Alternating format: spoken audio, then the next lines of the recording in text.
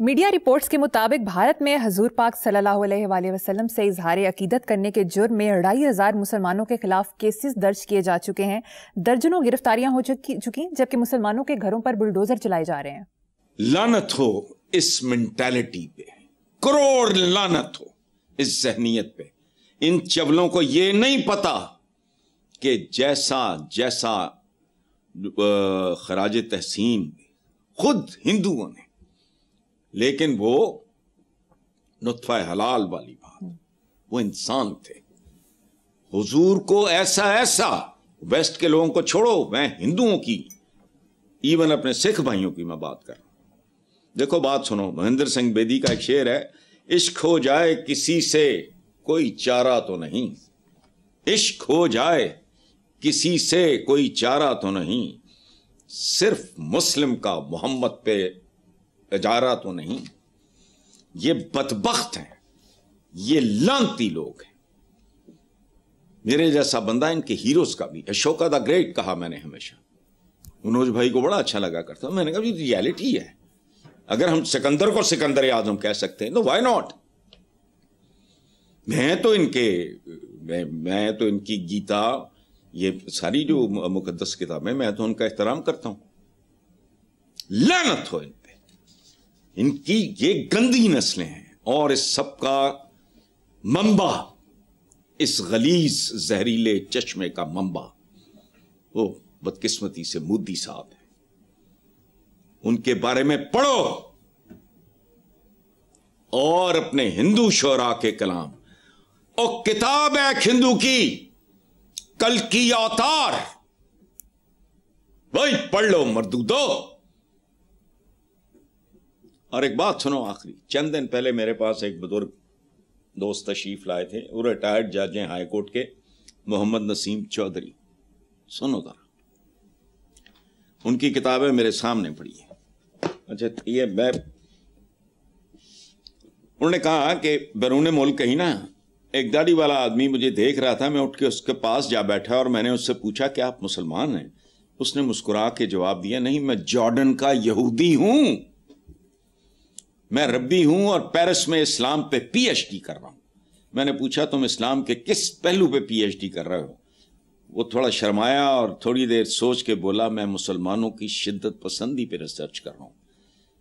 میں نے کیا لگایا اور پوچھا تمہاری ریسرچ کہاں تک پہنچی؟ اس نے کافی لمبا سپ لیا کافی کا اور کہا ریسرچ مکمل ہو چکی ہے، میں پیپر لکھ رہا ہوں.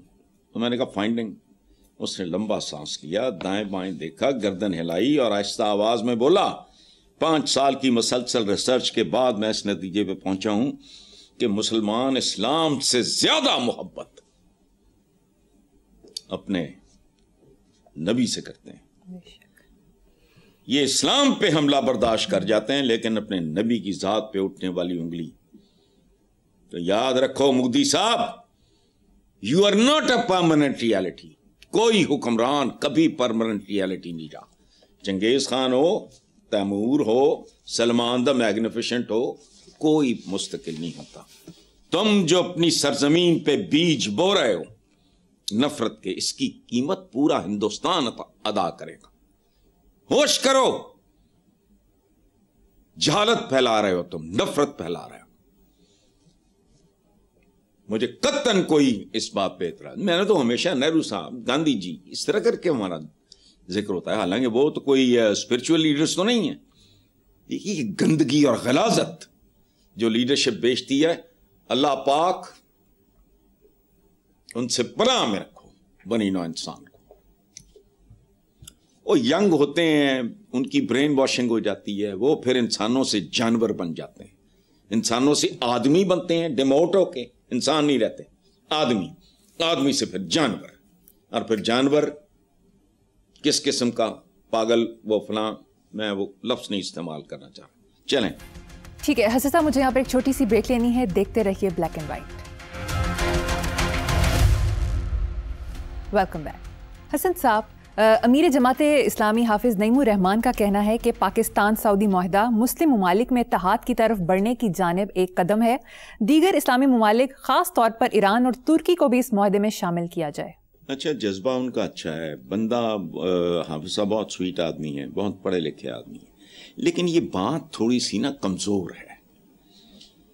بات وہی کر رہے ہیں جو پتہ نہیں 35-32 سال ہو گئے. مجھے تو کسی کتاب میں انہوں نے کہا, میرے نام انتصاب میں تو جانتا بھی نہیں ان کو, کچھ اور لوگوں کے نام بھی, مبلغ ہے سائنس اور ٹیکنالوجی.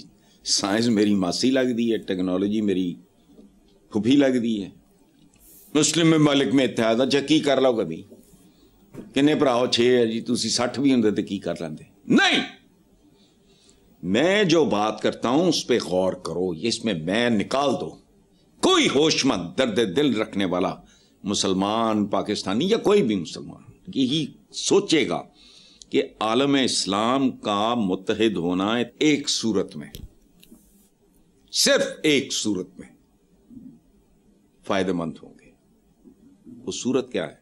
مل جل کے سائنس اور ٹیکنالوجی میں کمال حاصل کرو, ورنہ خدا کی قسم another 50 years تم نے ریس میں بھی نہیں جانا. اب بھی نہیں ہے ہم, لیکن سائنس اور ٹیکنالوجی عالم اسلام اکٹھا ہو جائیں, سر پھینک کے یا برادر بردر کاٹ کے اینج 25 سال میں ایک نئی نسل پروان چڑھا ہوا, پورے عالم اسلام سے بریلینٹ بچے اکٹھے کرو. میں تو پہلے 10 دفعہ یہ بات کر چکا ہوں. میں وہ میرے جیسے وہ 5000 بندہ ہو اور اگے راکٹ لانچر یا فلانا لگے, اور اب جنگ نہیں ہے, یہ یاد رکھنا. سائنس اور ٹیکنالوجی کا زمانہ ہے. میں تو یہاں تک کہتا ہوں جذبہ ایمانی کی جو ٹرم ہے تمہاری, اس کو ری ڈیفائن کرو, جیسے اپنی سواری ری ڈیفائن کی ہے.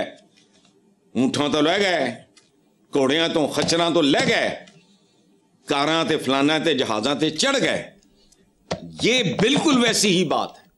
لیکن ادھر الفنار بے بکری مطالعہ پاکستان, وہ مطالعہ پاکستان کی کرنا پڑا کے تسی یونٹی فیتھ ڈسپلن محمد علی جناح بانیے پاکستان کے 3 لفظ جگہ جگہ بورڈ لگے, ان میں سے کسی ایک پہ عمل ہوا؟ مطالعہ پاکستان. سوائے جھوٹ پڑھانے کے, ادھر ادھر بچوں کا قیمتی وقت ضائع کرنے کے. تو میں تو اکثر کہتا ہوں کہ بچہ ویسے ہی کوئی 18-20 سال کا ہو جاتا ہے, وہ مطالعہ پاکستان شروع ہو جاتا, انہوں پتہ لگ جاتا ہے کہ اتنے تھانے لتر پیندے ہیں, اتنے حرام دیتے بغیر کام نہیں ہوندا, اتنے داخلے میرٹ تے نہیں ہوندے, اتنے لا اینڈ آرڈر کوئی نہیں. میں مطالعہ پاکستان, یہ ہے مطالعہ پاکستان. وہ مضامین پڑھاؤ اپنے بچوں کو جن میں تمہارا مقابلہ ہے لوگوں کے ساتھ, دوسری قوموں کے ساتھ, ورنہ پڑھ دے رہو رفنار بے بکری. حضرت صاحب, دبئی سے